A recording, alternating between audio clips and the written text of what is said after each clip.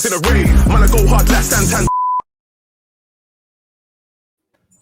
Hello, everybody, and welcome to this week's episode of Kop End Fracas, powered by Touchline Media Group. I am your host, Krish, and today I am joined by Mark, Mush, and Julian to talk about all things in a very, very eventful week for Liverpool Football Club. Before we do get stuck into everything, please make sure that if you are listening to us on the podcast networks, please hit subscribe.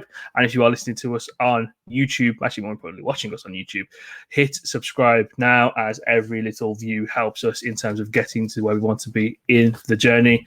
And of course, if you love Kop End Fracas and you want a bit more weekly content, then the Patreon page is the place to be. We're not Joe Budden, so our Patreon page is, actually not funding terrorism. It's funding real life content for real life people, and the Patreon page is popping.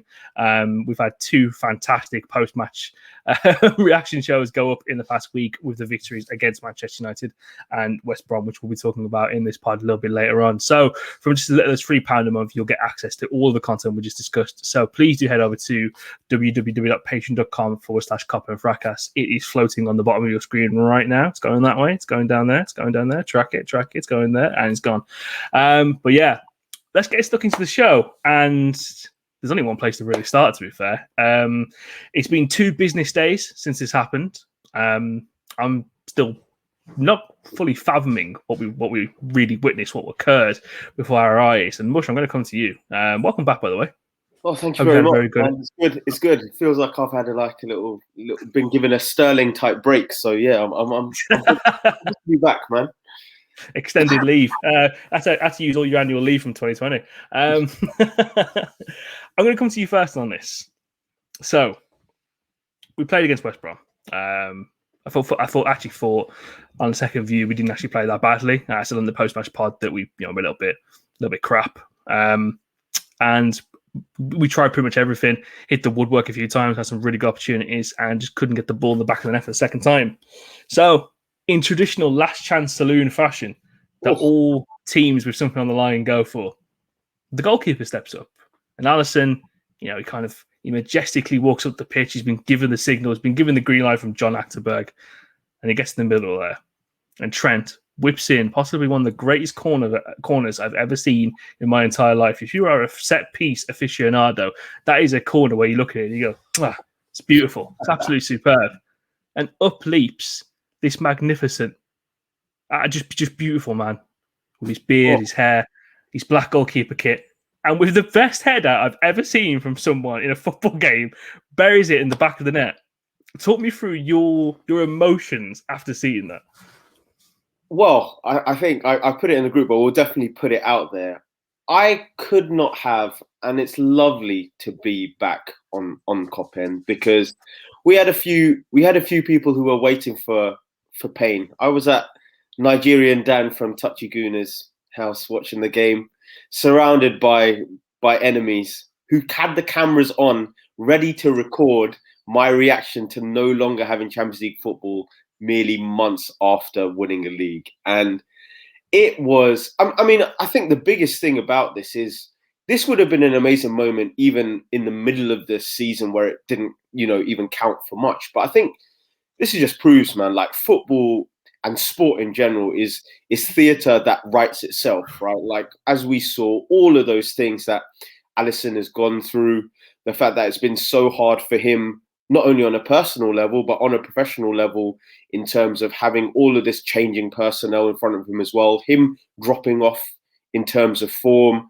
It was absolutely, I haven't screamed like that in ages, because even the way we won the league, it was so resounding and imperious. You just didn't need to, feel like you've come out of the depths to win something. Whereas this moment just felt like, every time we'd edge out the hole, we just couldn't get out of the hole this season. And it's weird, but such a shit season is going to kind of come out as a really enjoyable end if things can end out the right way. So I'm really grateful to Alisson for giving us that chance to actually have a lovely chapter close to what has been a terrible kind of uncontrollable season. So yeah, man, an amazing feeling on just a sporting level, but also gives some meaning behind everything we've gone through and what we've gone through as a journey as the Kop End group, I think.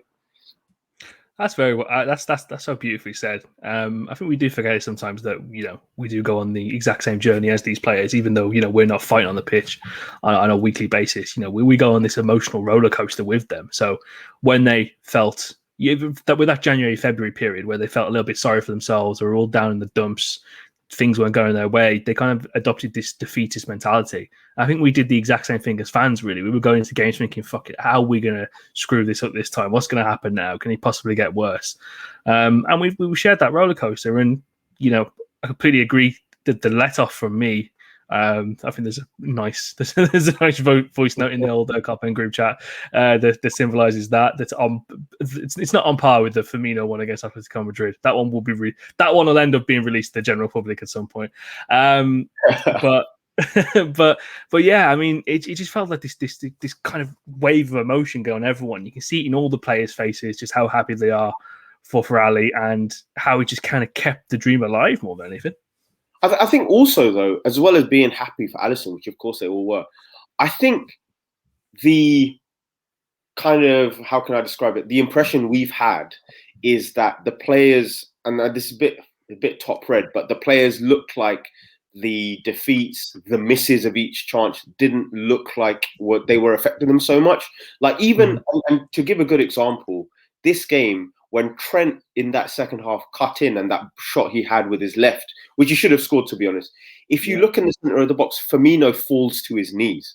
And I looked at it like these players really, really want it. Like they want to win this game. And yeah, it shouldn't take you mathematically being impossibly out to get to this point. But whatever it took to get here, I just felt like these players cared so much about the result, just as much as the symbolism of Alisson.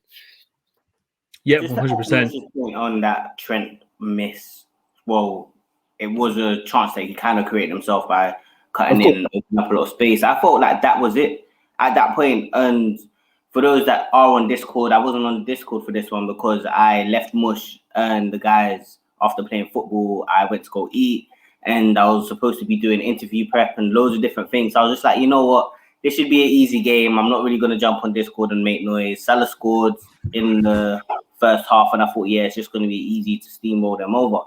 But the more and more we got to the end of the game, the anxiety started to rise, and that felt like Liverpool of old, where we would continually dominate a game and allow teams back in. Like they would have their own chances, then they could possibly score at the last minute.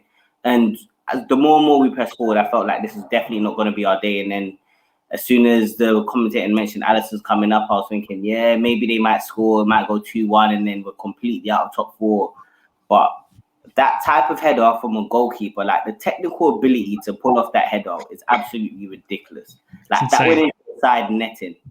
He looked at it, and I know they waxed lyrical about this on the post-match, but Nat Phillips runs across him, and he was still able to keep his concentration throughout the whole time, looking at the ball, guiding it into the net, and it didn't even feel real when it hit the back of the net. Like I was screaming so hard. I live with a Chelsea fan who isn't the easiest fan to live with. Like Chelsea have been quite annoying as of late, and he is the type of person that really gets under your skin when his team is doing well. So it was really nice to just get up and scream, just get up and let it all out. I think I completely agree. It's just one of those moments where you kind of just collectively get to let out the frustration of the season more than anything as well. You just kind of get to vocalize that in this one just magical moment, in all honesty. Julian, I'll come to you. The funniest thing about that goal from Alisson is at that point of the game, in terms of our top four hopes, we were around 44% in terms of our probability of getting top four. So that header, that goal from Alisson, boost us to 74% in terms of probability for qualifying for the Champions League next season. It just shows how important that moment is more than anything. Yeah, it was a proper important moment. While I was watching the game, there were moments that we had obviously get a goal before that, and it just didn't happen. And that's kind of been a theme of Liverpool's season, to be honest. I'm not actually. Let me not say season, because there was a period between, I'll say, January and March, early March, where we wasn't even creating. We just looked shit. But yeah, we haven't been finishing our dinners, and then when it got to like the 94th minute, I was like, yeah, 93rd to 80. I was like, yeah, you know what, it is what it is. I expected this, not expected this, but disappointment was on the horizon from when we wasn't finishing our chances. So all hope was gone out the window. But we kept pushing, which seemed very positive. Kept getting corners. Shout out to Fahy as well for his tweet when he's like, "Oh, I don't know why we get set pieces when we have no aerial threats at all." Just before Alisson scored, and even when Alisson was running up, you like, obviously we've watched football for God knows how many years. It always happens at the end of the game where a team get a corner, you see the keeper, try to get the signal, and he just starts running up, and then you're thinking, in my head, I was personally like, I was watching it with my girlfriend as well, and I think I even said like, what the fuck, so frustrating, the fact of he's running up like he's gonna do something. Like, at most, I was expecting him to cause disruption in the box, as a big 6 foot whatever goalkeeper would. But the fact that like West Brom left him completely unattended just goes to show, they had the same thinking as us, like same thing as me. What are you gonna do? The way he took that header, my God, like that was beautiful. That was beautiful. Honestly, the technique, the way he dropped, the way he turned his head. Like even in the even in the interview, post-match interview after, he was like, they asked him, did you practice that in training? He's like, yeah, sometimes, like we in training, we just be joking about. And I understand that, because there's a lot of things that happen in training that you probably think, yeah, that's not happening in the game. But this was definitely one of those. I was so happy to see Alisson get a goal. How emotional he was with the year that he's had as well, with his father passing away, it just felt like, if anyone deserved a goal, as crazy as it sounds, from the year and season we've had, it was Alisson. And Alisson, for that goal to probably be what potentially saves us in terms of our Champions League pursuit and gets us into the Champions League next year, yeah, man, it's completely deserved, bruv. Like, praise Jesus, man, because Alisson always does as well. And, like, it was well deserved. The way, and also what tops off was the way, like, Salah literally just put his hands up before he even hit the net. Like, everyone just ran. Everyone bar, one Dutch brother that's going to be leaving this summer ran straight to him. And man, it was. Yeah, we'll get to that. But yeah, man, it was honestly probably my highlight of the season. So happy it was Alisson that scored. And yeah, man, Liverpool keep making history with these weird and crazy moments that we always have in football. So love it. Absolutely love it. And just to echo what Mush and Julian said, I don't think it could have happened to a better person. Like, we all know what Alisson's gone through this season. Yes, sorry, Fulham scored. Yeah, Fulham just scored that. Yeah, it couldn't have happened to a better person. And his post-match interview almost led me to tears. Like, just seeing him say he wished his father was here to see it.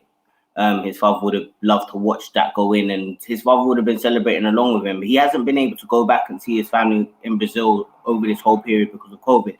So I can't imagine how much that's affected him and how that has played a part in him personally and on the field. But for that to be his defining moment of the season, regardless of the mistakes that he's had, regardless of the bad passes that he's had, the saves that he's had, regardless of everything, that sums up Alisson as a whole. He's just someone that is able to dig you out. Regardless, I don't want to say in an attacking sense, because that's only going to happen maybe once, but he's someone that is able to be a match winner for you, and I'm so happy it was him. And also, on a side note, Salah did celebrate when that goal got disallowed, so shout out Salah as well. And I think also Marco, just to add to that, I think a big thing that like we've learned from this season is that we as fans, right, like we are emotionally invested, but we don't empathize enough for what these players go through. Like, you're talking about being happy for Alisson, and I definitely am. But then I also think like we're talking about Alisson and the rawness of what he's going through. But I'm like, if I was Jurgen Klopp, I'm still trying to process the loss of my mother. Do you get what I mean? If I'm like Mane or and I've had long COVID, I'm trying to get over those things. Like we have been so desensitized to the human aspect of what these players have gone through as well, that it felt like that celebration was a release of everything. Like Krish said, like literally every on-pitch and off-pitch element that these players have endured, that even us fans, we don't deserve to say that we've gone through on a footballing sense, at least. Yeah, to your point, Mush, that's true, man. Like, as harsh as we are, and also I am as well on them, this season has been tough, man. Like, a lot of these players, for example, even as much as I've just been getting onto Gene, like not being able to see their family because they live abroad. A lot of these players, even losing big characters in the dressing room with Van Dijk, Henderson, Gomez. I don't know if Gomez is a big character, but in terms of being the centre back, he's a mainstay in the side. Being out for long periods of time in the season, it's been tough. Joe, the guy that's actually gave you a kick up the bum when things were looking down, was out for two months. It was tough. It was really, really tough. And mentally, even Salah said after the United game, we have something to fight for, and we need to. This season has been disappointing, and we need to pull ourselves up and finish off for the fans, and they did. So yeah, man. Well done to them. Well done to Alisson as well, of course, for getting the goal, but well done to them for kind of saving our top 4 hopes, because it was looking very, very hopeless for about for a hot minute. Yeah, I completely agree. I think Mark said it. I think actually you said it earlier on, Julian, that when kind of Trent cut in, hit that shot, and he went ballooning over the bar. I was thinking, okay, cool, that's the moment. It's definitely gone. But yeah, you guys have kind of talked about it all in the best way possible. Really, it's a fantastic moment for Alisson. It's a fantastic moment for the team as well, to kind of be able to shower him with that love that he's been needing, and he can kind of have that wave go over him. And also, just to finish off and be petty, I absolutely loved Sam Allardyce's post-match interview. You can hear the gravy spitting out of his mouth. It was amazing to just see him so upset, so rattled, so angry. Go get another job somewhere else and go try. I don't know, bro. I don't know where the fuck he's going to go. You might mention Qatar in the Patreon. Of course, sign up to the Patreon if you can for more post-match content. But yeah, man, fuck off Big Sam, innit? You tried to do a thing. It didn't work. Our keeper came out, banged the goal against you, and now you're spitting gravy in the post-match interview. Steaming. So yeah, fuck you, bruv. Pussy. No, Julian, couldn't agree more. Honestly, such a bitter bastard in that post-match interview. I'll quickly touch on the fact that they had the goal disallowed. I'm not too sure what people are kind of going on about it being disallowed. In the rule book, the guy's literally right in front of Alisson's line of view. So, what can you say about that? It's a harsh decision, but harsh decisions happen all the time. We've had our own share of harsh decisions. Mane against Everton, Van Dijk getting injured, and no one getting a card for that. Thiago getting injured, no one getting a card for that either. We've had our own share of harsh decisions, so I don't really care what opposition fans say, man. We've had our first lucky break in week 36 of the bloody Premier League. I don't want to hear it about, this ain't penalty pool FC anymore, man. We needed something like this, and we got it, and it happened to be this moment. That's it.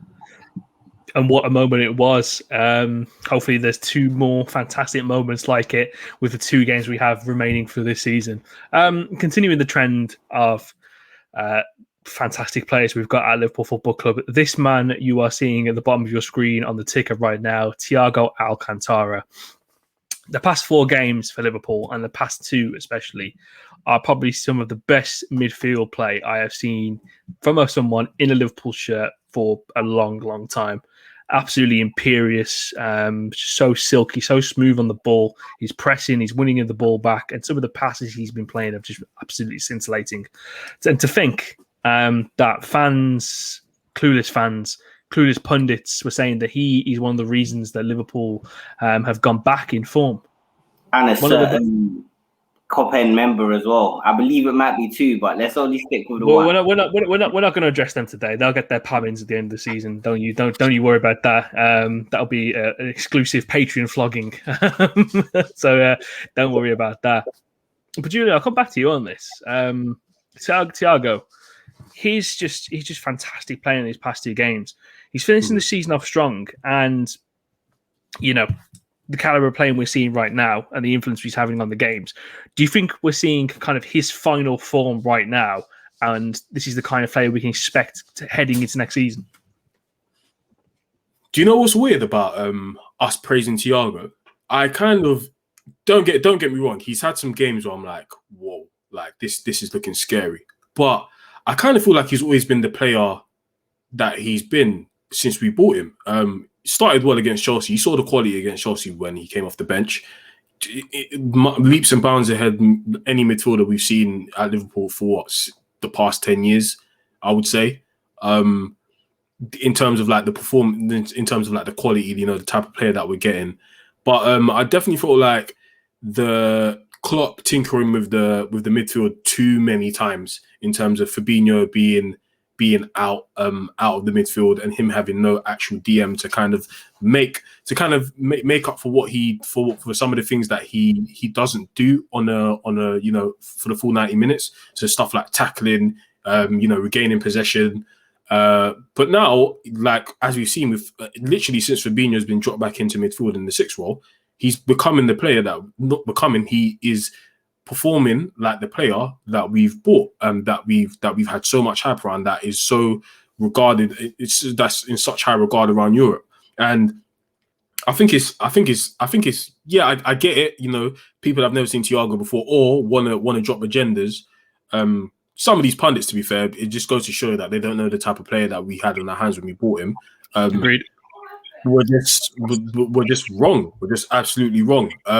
He's not. To be honest, I don't know. I've said it before on the main pod, the main Touchline pod, and on this pod. I'm not expecting a Steven Gerrard or Bruno Fernandes type of player where he's going to take the ball, run up the field, smash it top bin, or like get a mad assists. And I'm expecting the player to do what he done. Thiago to do what he done against West Brom, and that's contain the ball, progress play in a positive way. And I don't think a lot of pundits, especially because we've been so successful over the last couple of years, are so used to the type of player Thiago is, or the type of midfielder that he is at Liverpool. They're expecting him to just do the dirty work, cover the fullbacks, and not be involved in any of the build up play, which is absolutely ridiculous. And Klopp has to take some responsibility for this, because he never put him in the best position sometimes, and also sometimes I don't know if this was by instruction, but never allowed him to express himself the way he has been over the last couple of weeks. So yeah, man, Thiago reaching his final form. Nah, he's just been the player that he's always been, but he just has the right pieces around him to get out. Mark, I'll come to you on kind of what Julian said there. You look at the masterclass he put on against West Brom at the weekend. Do you think that's just always been there? And do you think it's been helped, unlocked, the fact he's kind of playing within a kind of stable midfield now with Fabinho alongside him, and it's replicating what he had at Bayern Munich, where he's kind of in that 2 system with Goretzka? Yeah. To add on to what Julian said, I feel like Fab moving back into the midfield was so crucial for him. Having someone that is able to do the dirty work, and this has been one of my theories about Thiago for quite some time. Like, you already know what we say in the Kop End group chat, but just certain light and some of our listeners, I've been saying stuff like, we need someone that can get around Thiago and do the dirty work for him. Playing football, and people that do play football, once you run yourself into the ground and then you try and look up and pick a pass, most of the time your legs don't do what your brain is telling it to do. And that still applies to professional footballers. They just do it at a higher level, where they may be a bit fitter than us. They may be a bit more technically gifted than us. But naturally, if you're running around and then you try and pick an intricate pass, you're not going to be able to do it at the same level as when you're fully rested. So ideally, I've always wanted somebody that would be able to do the dirty work for Thiago, and then he would be able to pick up the ball wherever he wants and then dictate play on that basis. And there was 2 magnificent passes that probably got under the radar from Thiago over the last weekend. And one was the one where he sprayed it onto Robbo's chest.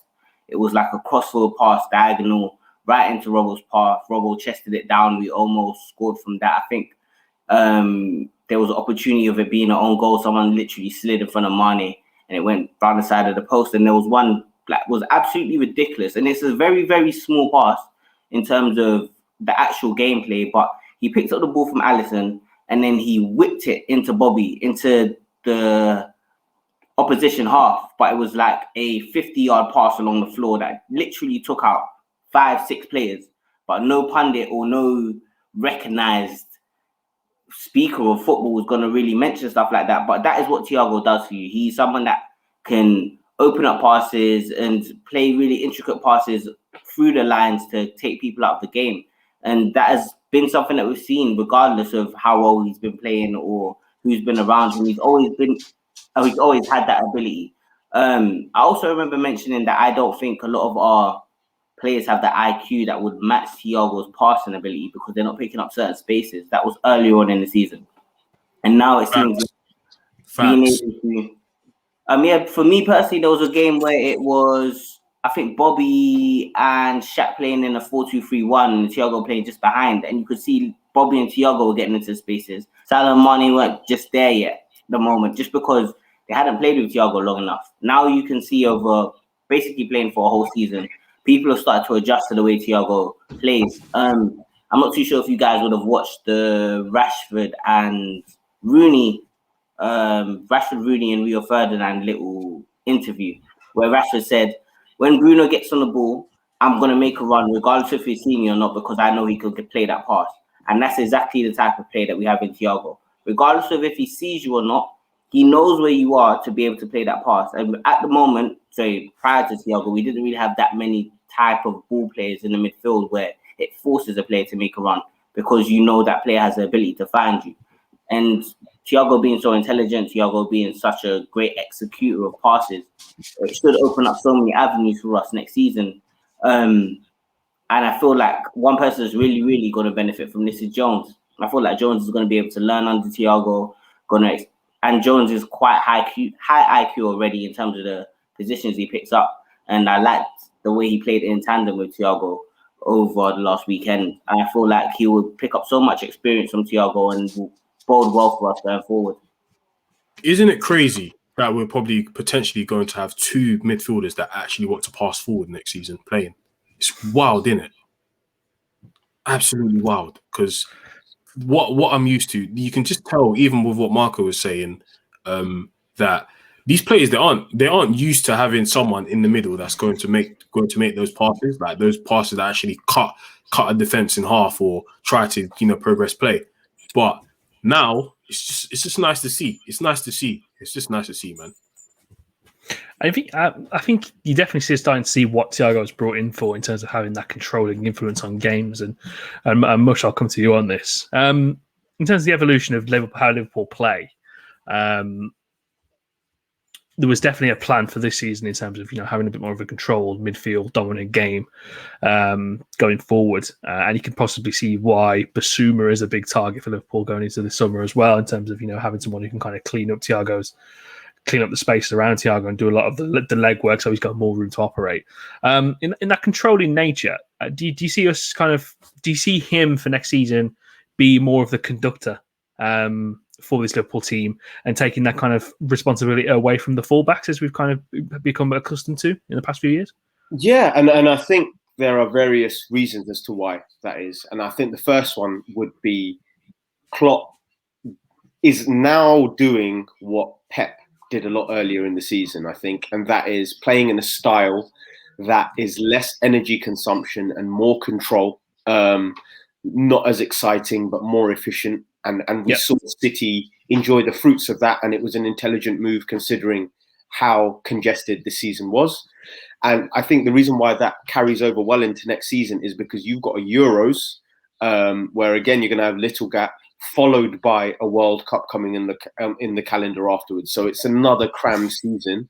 So luckily, the adaptations we've made, it shouldn't take an entire season to work out what the formula is, but I think we've finally struck the right note with how we should approach games, I think. And the stuff that the guys are saying about Thiago is spot on. I think Thiago's been building up to this for ages. If we remember, he was fantastic against Arsenal away. He was fantastic against, for the reason why he was not in that starting lineup against Madrid is a mystery to all of us, and still makes no sense. Yeah, we know who played instead, and we've seen the benefit. Yeah, we've seen the benefit from that. So, yeah, man. I think I agree with Julian completely. When we're talking about Thiago here, we're not talking about a player who, like Pogba with Man United, the symbolism isn't you've broken the bank to revolutionize your whole team.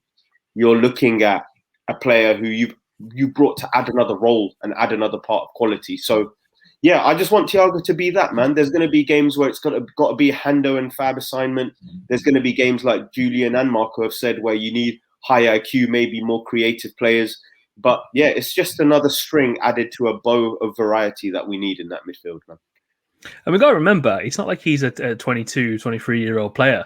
He's a 30-year-old midfielder who, has accomplished pretty much everything in his career. And he chose to come to Liverpool because the project that's in front of him, the players he's around, is what's most appealing to him in this moment, in this stage of his career. That's what I respect about this move, because I can definitely tell from Thiago coming from Bayern Munich, he literally said, I'm not gonna lie, I'm not here to fall in love with the fans and all them things. Then maybe he might, because we're Liverpool, so we're a special club, so he might. But I genuinely feel like he knows, I actually want to challenge myself after bumming it out in La Liga for 7 years, compared to when he was at Barcelona, and there was a challenge for him. So yeah, this Liverpool team, I'm not going to say it's the perfect fit for him, because that still remains to be seen with our mainstay players coming back. But I respect him, man. Thiago, he's definitely risen up to the challenge. He's not let stupid pundits that don't watch football outside of England try to get him down by saying, "Oh, you need to do this, you need to do that," and change his game so he can play more like a Milner or a Wijnaldum. He's actually saying, "No, fuck that. I'm being Thiago. Bruv, I've got Champions Leagues and league titles under my belt. I played for the best." I was literally the best player in a Champions League final that happened not a year ago. Yeah, relax. Let me do my thing, and then you, man, will see my thing eventually, because you're not I'm not one of these guys that's in England, and it's true. He's proven it. He's proven it over the last couple of months. Actually, not even last couple of weeks, last couple of months.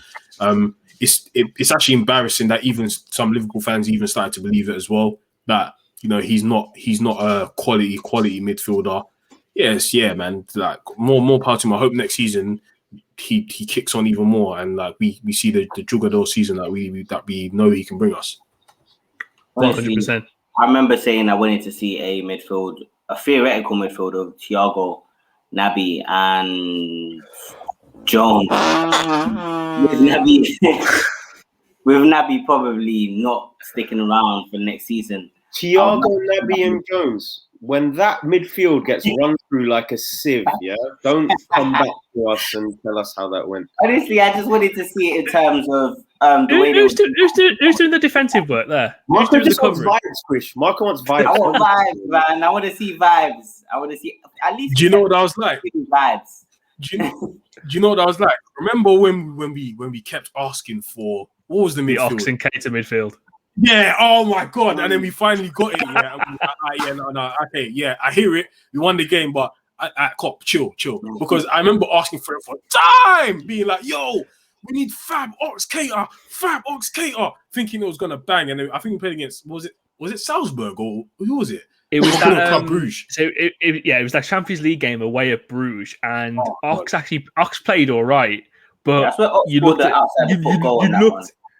he scored that mad goal. But if you looked at that kind of their covering and their positioning on the pitch, they're both taking up the exact same positions. They weren't in the areas they were supposed to be, and you're looking and thinking, this is utter chaos, and not in a good way. No, it was utter chaos. We was so leaky at the back, and I don't know how we won the game, to be honest, because we got absolutely pammed. But yeah, man, I'm not on invent. I understand Klopp's madness sometimes because it's needed. You can't have. To be honest, next season I would love to see it at least once, but I don't want to see Thiago, Jones, and a Fab midfield, because that seems like suicide.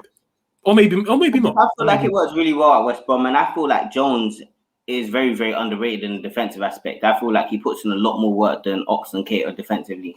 I feel like his Discipline's a lot better. His covering of space is a lot better.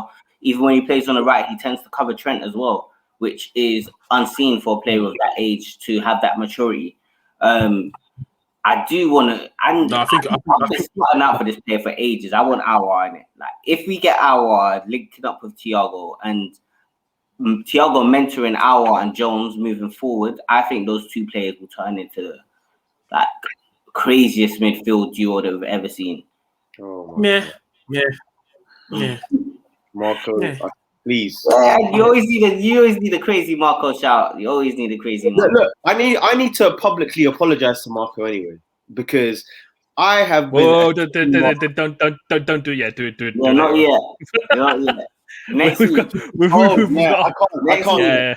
Sorry, listeners, I can't. Next week. Thank you very much. You know me. You know I'm extremely superstitious about these things. We're saving this We're until not over the line yet. Still. Thank you for that, Krish. You are correct. No problem. I gotta save the thing there. The Thiago thing. It kind of looks like all the guys are kind of look like they're used to playing with this world class midfielder, because there was some periods, like Julian said, where people weren't taking him to the right positions, and they were looking at it thinking, he plays for us. That's a bit mad, isn't it? So yeah, it's going to be really interesting to kind of see what goes on for next season. I want to turn the conversation onto this man right here, the star boy to end all star boys, Trent Alexander-Arnold. And in terms of 2021 for Liverpool players, I probably say, bar Mohamed Salah, he's been Liverpool's best player. And you've been seeing it for the past two games. We did the fight card, me and Ellis, last week. And for some reason, that pagan Tobes said that Aaron Wan-Bissaka has had a better season than Trent Alexander-Arnold. The universe is punishing him anyway, so it's fine, man. Don't worry. It's true. At this point, he might end up with Hodgson as his manager next season. So let's see how that goes. There's the whole narrative that's been surrounding Trent this season in terms of his defending. It's just apparent that many people, much like Gareth Southgate, who was at these games, and I'm pretty sure he's at these games just for a free meal at this point because he's not watching the fucking football. As obviously David Ornstein reported kind of earlier this week that it's still more than likely that Trent will be going to the Euros this summer, to which I say thank you, Mr. Southgate, because he could probably do with the summer off, in all honesty. And his endeavours for Liverpool are more important than his endeavours for England. So thank you very much for that, sir, even though you are a skullduggery idiot. Who wants to start the conversation? Because Trent, honestly... should I be the best? Julian, start off. I'm just trying to load up some stats. Listen, go on, brother.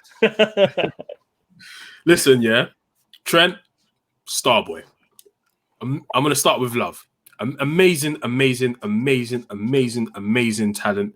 One of the best talents I've seen ever come out of Liverpool's academy. But it's not saying much because we've been starving. But that's just that's for another day. But gotta be honest, the last couple of games he's been great. I saw him gripsing up Pogba at OT, which was a bit amazing to see. Starboying as he usually does, making amazing crosses as he usually does. Always finding the players as he usually does because he's technically clear. But the defensive side, for me personally, still leaves a bit to be desired. And as much as I enjoy dunking on Gareth Southgate as England manager, because I believe he is a piss poor manager, I understand his. Don't get me wrong. Because of the pool of talent England have at right back, Trent should be there automatically. And the fact that there's even still a bit of some and ahhing about, I don't know about Trent's. I know he's a great player, but I don't know if I want to, like, it's stupid compared to what we have at right back. But again, there's still defensively, there's still a lot to be left desired. Can I combat that? Wait. Before I let you start, if you're asking me with my objective neutral hat on, this summer, and from seeing him play with England as well, this summer, I can't lie to you.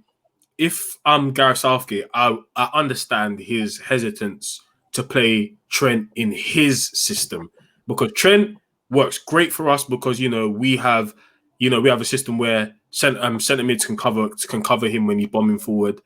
He can also apply pressure aggressively with the right wingers that we have because of our Gengen press, and he's able to recover the ball back well to kind of do his madness and contribute offensively. But with England, and this is literally the only gripe I have with England, I can understand there being parts of his game that are not going to be needed. Because let's be real, it's Trent. For how long have we watched England for all of our lives? Do we really have are the wingers really creative outlets for us to create? Are even wing backs even creative outlets for us to create? I don't think so. His thinking with bringing Shaw is because Shaw is proper sound defensively and can get in front offensively. The same with James. Not is as he sound. though, or does he have PMP? Is he though, or does he have PMP? Who Shaw? Yeah, is he sound defensively or does he have PMP? No, he's sound. Let's be real. Like, come on, I know we shot on him since he's come to United, but this season he's been amazing. I know he got pissed on by us when we came to OT, but he is very sound defensively. I'll give him that this season. But he got ran up on by Trent, which is the funny thing. Oh yeah, he got brushed on the mains. He got washed on the mains. But again, this season it left a lot to be desired because there's qualities that Trent bring to the team that I will never ever underestimate. But again, defensively, he could be a liability, man. He could be, and I'm not gonna just bypass that because he's a Liverpool player. Okay, I was itching to jump in there. So I've always had this issue with opposition fans downplaying Trent's defensive ability because they've seen him get skinned a few times. And yes, he was getting skinned when he first came into the league. Not a few times, a lot. He gets skinned. Yeah, let's say a lot. But if you want to say a lot, then the dribble pass by Pereira on the weekend was the first time he's got dribble pass in 2 months. And he's been playing in 2 months, like consistently over that 2 month period.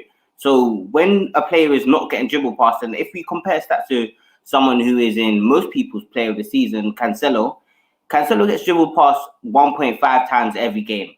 Trent gets dribble pass 0.6 times every game. But what it is with Trent is he doesn't have the PMP to get back. So when he does get skinned, it looks really, really bad. Like he is out of the game when he gets skinned.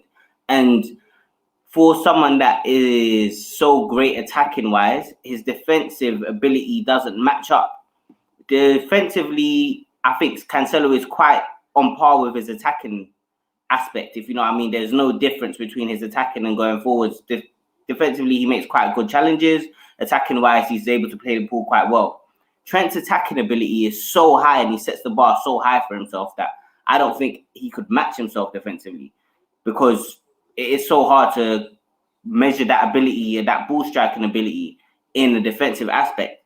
In terms of defensively over the past few games, and especially this season, I think this has been Trent's best defensive season. I've seen loads of games of him in the Champions League where he's looked absolutely great covering over.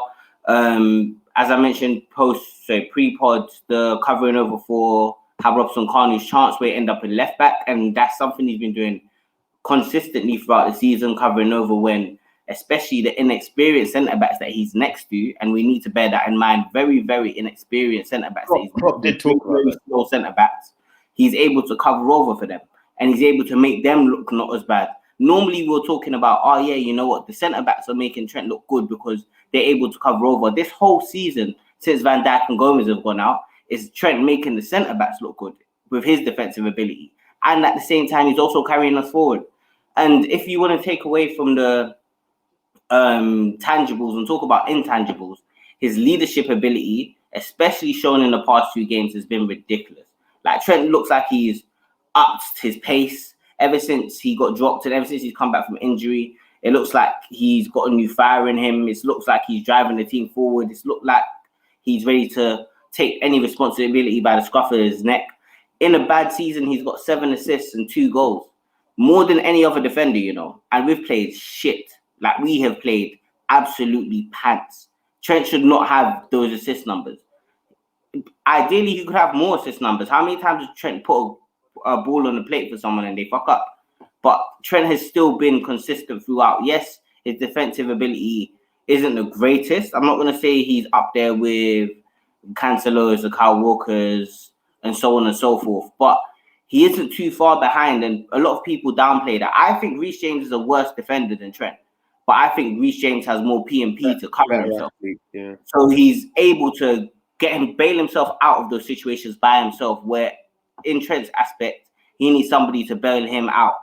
And that's where it gets techie. That's where it becomes an issue of what does Trent need to do going forward to improve himself defensively. I think defensively, IQ-wise, he's improved himself over the season, especially playing with less experienced centre-backs. He's been forced to do that. And we should see the best of Trent going forward when he's playing next to a Konate, or Gomez, or Van Dijk.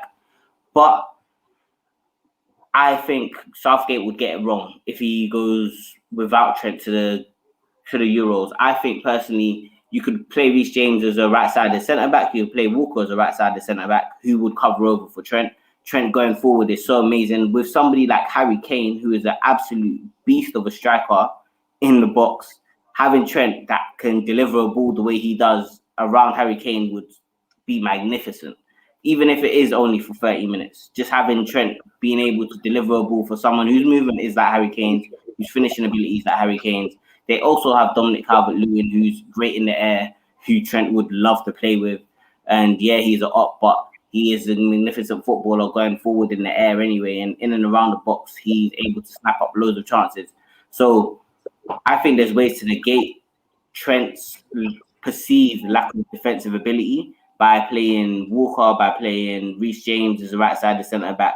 And personally, I don't think England's centre-backs are the greatest, or the centre-backs he's been rumoured to take are the greatest. So why not slot in a right-back that can also play as a centre-back in there, and then play your best, well, England's best right-back in his role as a wing-back without the defensive liability, so without the defensive responsibility, and he won't be a liability going backwards. Just let him go forward. Wait, you're trying to see 5 at the back for England? Big they normally play 3 at the back with wing-backs. So I would go Maguire in the middle. I wouldn't start Maguire personally, but I know he's going to start. I'll go Jones on the left, play Stones on the left, and I would play Walker or Reece James as the right-sided centre-back, and afford Trent that ability to go forward on the right. I would start Chilwell on the left as the left wing-back. Yeah, we're not making out the hood, man. Yeah, we're not making out the hood. I can't lie. Why do you think I'm wearing a Nigeria shirt? Yeah, I think I can see both sides of it, to be fair. I think the one thing, especially with tournament football, is, like Mark said, we've been Trent on to play about 30 minutes. It's about creating moments. And Trent can create moments, as we see, from whether it be from a set piece delivery or from rudimenting up the pitch. Also think an England partnership of Sancho and Trent would be quite tasty to see. Mush, Trent, for you, kind of focusing more on the 2021 side of things, and his kind of recent upturn in form since there. Has he impressed you with kind of his maturity more than anything, kind of in the second half of the season, dealing with the issues that have been going on around him from the centre back and kind of with the rotating midfield cast as well? Yeah, man, and I think this is the one thing that hasn't been touched on, which is our complaint when Trent was at his worst, and credit to him, signifies his importance to us, because that's when we were at our worst as well, was that our main complaint was that Trent wasn't thinking about what he was doing. He was getting the ball out of his feet and whipping it into a box, whether there was anyone there or not, whether there was any need or not. Now, suddenly, every time Trent gets the ball, it can be whipped into feet. Sometimes it's short, whereas it felt like the only ball Trent had before was down the line. So it's almost like that thing we used to love about Trent in the last 2 seasons, which was almost conducting the play from a wide position. You're seeing that again from the variety, and it's helping the other conversations we've had. That thing we're talking about, Thiago's being helped because now Trent, rather than Thiago thinking this guy's just going to get the ball and lump it down the line to Salah, he knows that he can grab it off Trent if he wants, and I think that deserves massive credit. I mean, this country's got this weird culture of, like, if a player's doing too well, they almost have this weird lust for seeing a player's downfall. So it takes a lot for a 21, 22-year-old to overcome that. And credit to him and the people around him for helping him kind of do that. So I would really want him to top this kind of end of season off with some final contributions and being the definitive man, almost kind of like how Alisson got his moment, to be the kind of carrier of the team into the last kind of 6 points. Hopefully, if we can get them. Completely agree. You kind of look at people who kind of personified and kind of help Liverpool rebuild their season towards this latter end of the campaign, as he's been one of the elder statesmen, even though he's kind of 22 years old, which is pretty remarkable. And hopefully he kind of just get his moment to kind of solidify the top 4 race in these 2 final games. I actually do think he'd have a lot more assists as well if we weren't so bad at just generally finishing our dinner, which is we had to do number 9, man. Well, it's not even that. I just think it's just, you look at some of the balls he plays into, like some of the balls he's playing into kind of like Mane, some of the switch passes too. They just should have ended up in the back of the net, or he's done the pass before the final pass as well. So it's just interesting with Trent. I'm going to move on to the next part we're going to talk about, and I just want to do a quick fire on this. It is literally all or nothing now for Liverpool's Champions League hopes, and the important thing at this moment in time is it is literally in our own hands. We control our own destiny from now going forward. We're not, we were having this conversation a week ago. It was in everyone else's hands in terms of how the dominoes fell. And thankfully the dominoes have fell in the right way. And we've, followed it up in the best possible fashion as well. We're literally recording this as soon as Leicester and Chelsea are playing their game now. So the outcome of that game, again, is a domino effect as to how we kind of approach the rest of the season. But the approach for the rest of the season is simple. If you win both your games, you get Champions League football for next year. I was going to quickly do a round robin and see what you think. Mark, I'm not even going to bother because I know it's a yes. You know me, man. I haven't been my stance at all. Mystic last week's pod aptly named Mystic Marco. And he's done well. He's done well. Gineppo shout aside, he's done very well. Wait. If you're going to mention the Gineppo shout, you have to mention everybody contained in the Gineppo shout. You need to mention ASM. You need to mention Rafino. You need to mention the other people. We've not got time for that. But Mark, we're fully aware that you think we're going to get top 4. To a very bold shout at the time, and bold shout is one of the things that you do very well, and we love you for it. Mush, how are you feeling about it? Man, it's crazy because we have like a unique pressure. I think all 3 teams fighting for this have like crazy pressure in different ways. We've got pressure of like, we have been given this God-given, like undeserving gift of Champions League, like you say, with very winnable fixtures. So it's almost inexcusable for us not to win them and then do our bit. Leicester don't want a second season running of being in the top 4 all season and falling out. Chelsea don't want to end up in a position where from going from 2 finals and a Champions League final to not even having Champions League football. So I think of the 3 teams, we have the least pressure. So I think we're going to do it because we can kind of slip in the background and just get the job done. So I'm going to say us because, my God, if you watch this sport and moments like the Alisson goal don't give you some fake like, fairy tale passionate belief, then stop watching the sport. You know what I mean? I'm fully believing at least that we can do it. Let's see if it happens. Yeah. You look at it, the pure passion of that moment is literally everything that you kind of personify football to be. It's the romance. It's the romance of it. It's everything it means to the players and the fans. They just need to do everything in their power to make sure that what we witnessed, that the miracle of the Hawthorns, if it was an Americanized version of it, wasn't in vain, really. Julian, I'll come to you.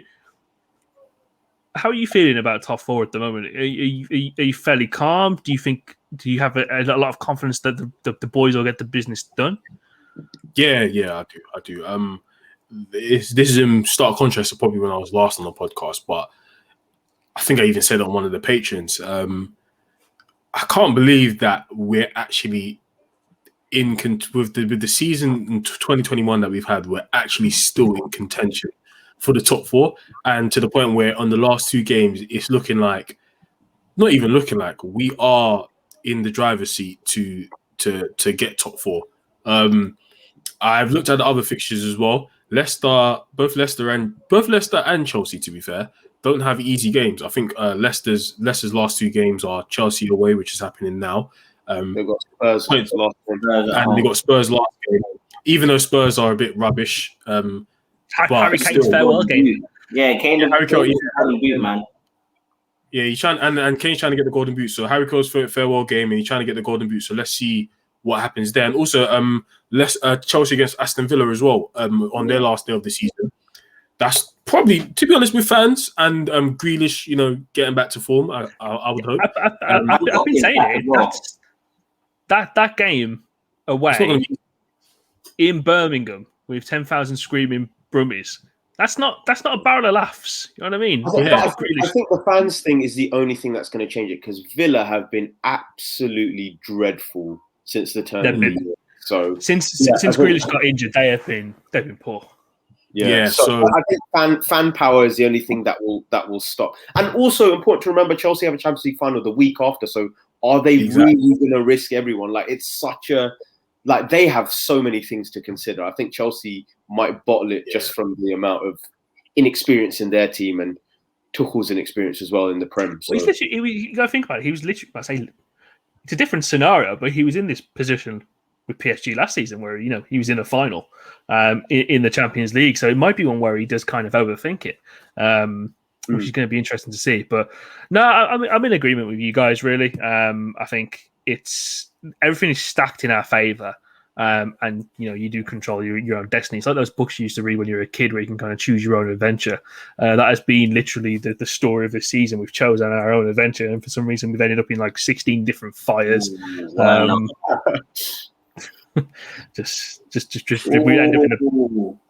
end up in the maddest locations. Mark, do you know what our season is like? When you're playing Pokemon. When you're playing Pokemon and you're walking through the grass, and you just want a peaceful walk to the next gym, but you get interrupted by like a Rattata and a Pidgeot every step you make. That is the Pokemon that you don't even want. Like it's level two Rattata moments every week. Just 7 Pidgeys coming up to fuck up the party. It says you can't run, you can't escape. Yeah, have to pull out your Charizard and just exhaust him for no reason. Just to kill this. When you were talking about interactive, Krish, I was thinking about Black Mirror Bandersnatch, innit? When you get to pick different endings, and you go through it, and the end is the end of shit. Yeah, the season's the rest of the season's in our hands, man. Burnley literally is our last test, because to be honest, it might be Roy Hodgson's farewell game. But he said. He's not actually announced that he's retiring. He's just announced that he's just leaving at the end of the season. Didn't he say it was 5 years in management, that he's just not managing anymore? No, he said he's if there is another adventure that he'd be happy to take it up. So listen, Roy Hodgson, man. Like you kind of leave while you got while you're still in good graces, because after Liverpool, your legacy, not even your legacy, your career was looking nuts, absolutely bonkers. So. You've done well with Crystal Palace, mid-table. You're now a mid-table legend. Like, come on, man, you're not getting any better than that, bruv. Like, Spurs and that ain't gonna hire you. No one's gonna hire you. Mate, they might. It's either him or Ceballos, one of the two. But yeah, man, like it's not happening, man. So isn't it crazy though, guys? That weirdly, I mean, we didn't cover it when we were looking at the West Brom game, but Nat Phillips was not in a good way, an absolute madman in that West Brom game. But that Burnley game is his destiny with the ball in the air. I genuinely think, Klopp said, all right, you're up against Big Sam, yeah? Nat Phillips, I just want you to just fling your weight about. Just every header, even that header that Alisson scored, the way he was attacking that header, if he connected with that, it probably wouldn't have gone in. But the aggression was nuts. Like, I think he's been reading Twitter where like we make jokes about him just putting his head on everything, because fam, like he's been moving.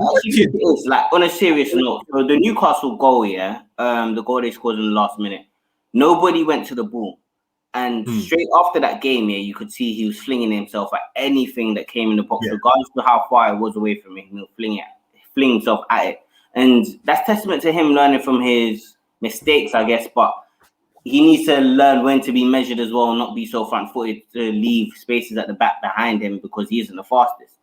He needs to accept that he turns a bit more like Mertesacker than the prime Tarat. Like, he needs to just relax a bit and understand his role a bit more.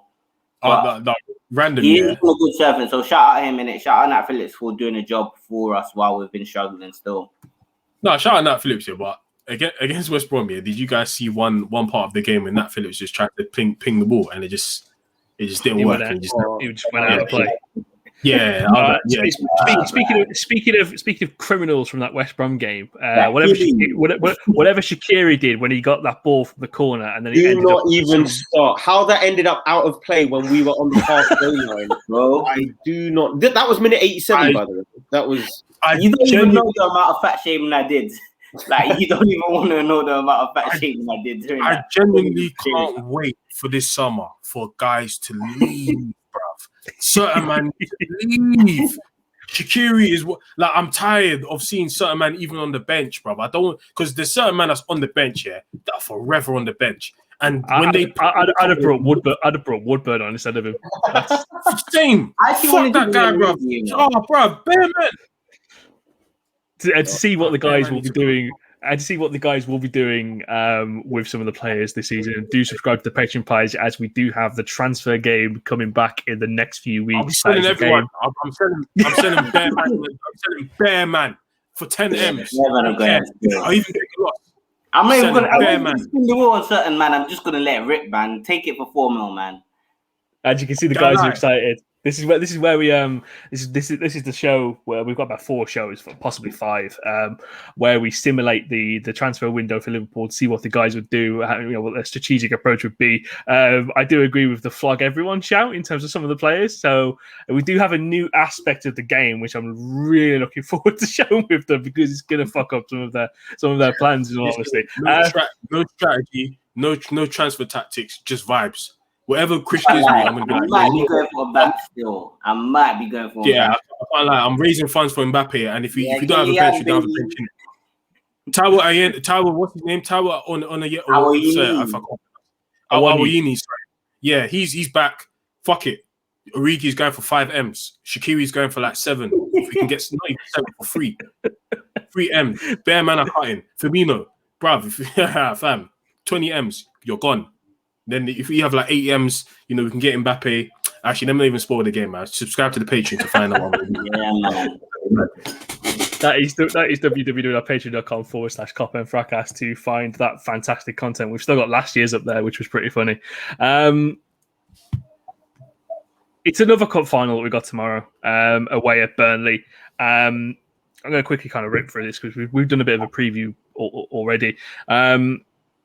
Main concern for me will be that Dyche looks to kind of piss in the punch a little bit. He's been playing Vidra up top with Chris Wood recently, which has been working, and it's been a really weird, effective front two, as Burnley are one of the last of the remaining people to play a traditional a good old 4-4-2.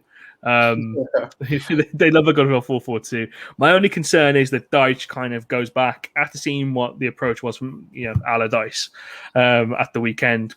By playing Robson Kanu and then bringing on Karlan Grant, but he kind of just shifts Ashley Barnes back into the starting 11 and plays him alongside Chris Wood. It's a bit of a bully ball tactic, but like we said earlier on, I think Nat Phillips will be up for the task there, but it's more Reece Williams who I'm concerned against. Goodness me. I think I completely forgot about that. Oh my god, Reece Williams. I'm okay with it. I think Reece with a good off season, put some muscle on. I think he can improve his game. And I think he'll be a good centre back at somewhere. It probably won't be Liverpool, in all honesty. I think he'll have a good career, as a Championship defender. But do you guys foresee Mush? I'll come to you with this question. Do you see that being a big issue for tomorrow's game? I do. I don't think that we can escape that. I think this is the main learning from the Liverpool season is it's not about thinking that bad things won't happen. It's just, can we make more good things happen than bad things? That's all I'm hoping for right now. I'm happy for Ashley Barnes to terrorise Reece Williams as long as on the other side of the pitch, Mo Salah is selfishly banging them in to make sure he's picking up an award at the end of the season. So yeah, let's counteract that bad with as much good as possible, I think. No, I completely agree. I was kind of going through the stats of their game against Leeds from the weekend. Both teams created the same amount of chances, but obviously Leeds, in terms of conversion, were far better, were very ruthless. So it's a good omen going into this game to know that we can, there will be space to create chances and there will be opportunities to score. Nick Pope not available for this game. It will be Peacock Farrell. I'm hoping I'm saying that correctly. Who will be between the sticks. You an absolute blinder. Every single time Liverpool play a goalkeeper that hasn't played in 5 years, or is a second choice goalkeeper when someone's injured, they play like fucking prime Buffon, bruv. Well, remember Bogdan? And then we fucking signed him, and I was like, "Oh, what's going on?" Didn't we play against that Grant brother for Stoke, who we ended up signing for Man United, and he just was mad sick? Or was that Man City? I don't know, man. Lee Grant when he played for Stoke. Yeah, I think he had a really good game. I remember that game from a few seasons ago where Fraser Forster wasn't even touching a Southampton 11, came in and then he saved that penalty, and he's just a big grok and he looked like Frankenstein. So it is the curse that. It is the curse of backup goalkeepers, but look, if they get the business done, if they are more ruthless, if there's one game to be ruthless in, it's this game. It's this game that you want to just bag and put it beyond all belief. In terms of the approach for tomorrow's game, or today's game, if you listen to it on a Wednesday, going back from that Leeds game as well, they had a lot of joy, and I mean a lot of joy on that left-hand side. I mean, Jack Harrison and Pascal Struijk absolutely bossed the show. Jack Harrison more than anyone. Do you see that? Julian, I'll come to you. Do you see that left-hand side for Liverpool in this game being the real way to kind of get some joy out? You'll be going up against Matt Loughton, and I can't remember who that right winger is, because it's not McNeil, is it? He's the left winger. Is it Ashley Westwood? Is Goodmanson still playing on the right? He's on the bench, isn't he? Goodmanson has been on the bench of late. I think it is Ashley Westwood still. Ashley Westwood plays on the right now. It's Jack Cork and someone else in the middle. But Burnley seems to be very, very attentively paid attention to. I can see.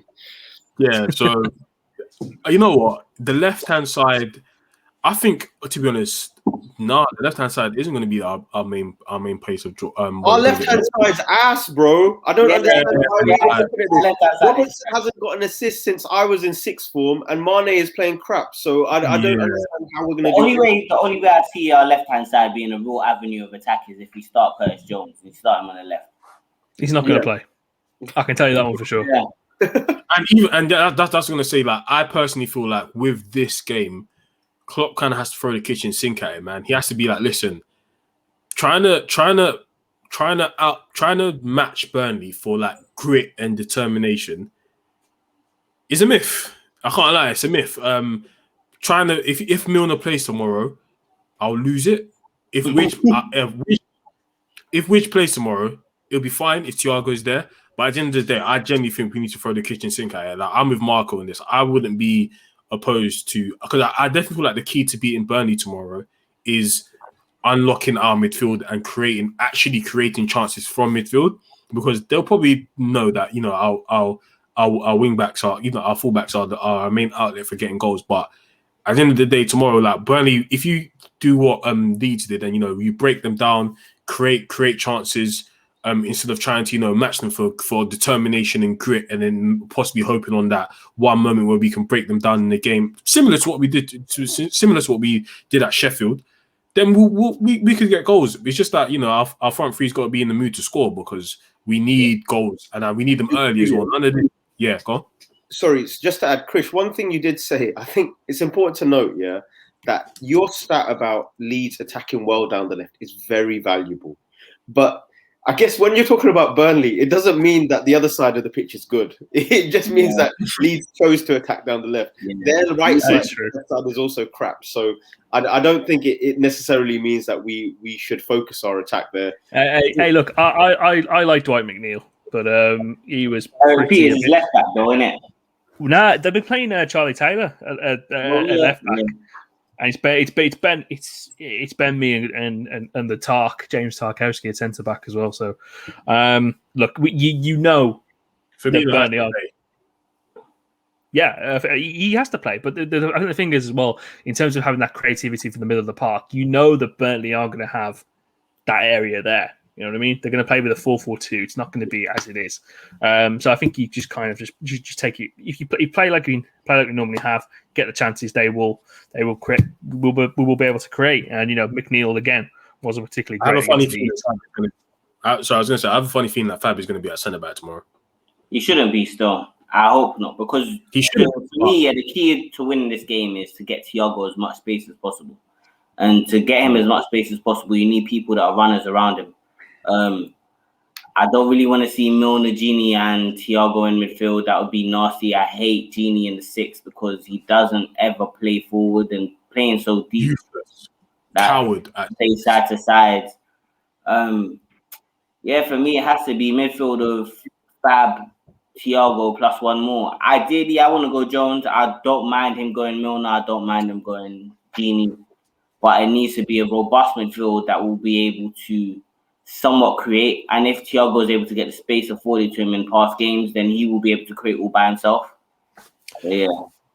It's a game where, weirdly, I think you would probably prefer Jota in the front three over Firmino, as I think these kind of teams have got a little bit of a formula of how to kind of nullify his effectiveness. But that being said, I thought he played all right against West Brom, and he probably should have scored. But it's going to be an interesting one. We're going to be on edge for the entire 90 minutes as per usual, because bring back Clavan, man. Bring back Clavan for that last minute winner. Weirdly enough, as well, this is a game. Oh, that is Julian's guy. That is my icon. Clavan, listen, if we ever saw Clavan and Van Dijk at the back, no word of a lie, we would have won the league in 18-19. I said it. Clavan was a gunman. No one wants to accept it, but we were done dirty, man. I don't know why. All I can do is beg our listeners not to press the unsubscribe button that you're currently. No. Currently, you're hovering your finger over. Please do not. No, if you're listening now, listen. Go on YouTube, yeah, and just write in Clavan LFC. Amazing skills. It's still in 3-digit numbers, man. No one's hit it. I'm telling you, bruv. Clavan had some moments, fam. When was the last time you actually watched? This is a random tangent here, but remember when Clavan was here? When was actually a time you watched the game and you thought, fuck, Clavan was shit? No one said Clavan was shit.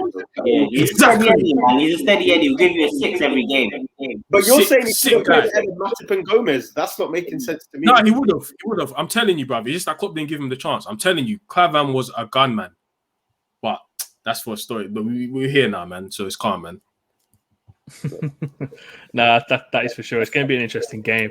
I think all I can say at this point is we've made it here. The times were looking fairly dark. It was looking very bleak. We were all planning different things we were going to be doing instead of watching Liverpool on a weekly basis, even though it's kind of our sub job to watch Liverpool games and then report back on them on a weekly basis. But we've got something optimistic. We've got some optimism back in the group. We're all on this unified approach. The fans, the team, we know the objective now is to get across the lines, get 2 wins, and to be in the place where we should be. Champions League is Liverpool's competition. No one's won it more than Liverpool. No one's had more iconic Champions League nights in recent years, whether that be the past 2 years, 5 years, 10 years. Even when we weren't even fucking in it, we still had more iconic moments than some of the scruffs, the tramps that were in it. Not losing 10-2 on aggregate. I mean, good Lord. It's our competition, and it's where we need to be. So, if any of the players are possibly listening to this right now, they're not. But I mean, just in case. Just in case. Make us proud. Go and do the business tonight against Burnley. Bang home as many chances as possible. Bobby, if you want to score and dedicate the goal to me, that's fine. I know. I know. I was there repping for you when you were captain. I've been holding down home. But yeah, it's just another occasion for another hero to step up and add to this crazy roller coaster of a season. And here's hoping they can just pull out the 2 wins needed whether it be in the most dire circumstances and it's just 2 dull 1-1s, we'll take it at this point. We'll really take it. So, from all of us here at Kop End, I've been your host, Krish. I've been joined by Mark. I can never get this right on the bloody YouTube where to put my hands in terms of where people are going. I've been joined by Mark, Mush, and I've done it again. And Julian. Come on, Reds. Let's just finish this battle, get top 4, and we can all celebrate next week. We'll see you next week. Goodbye.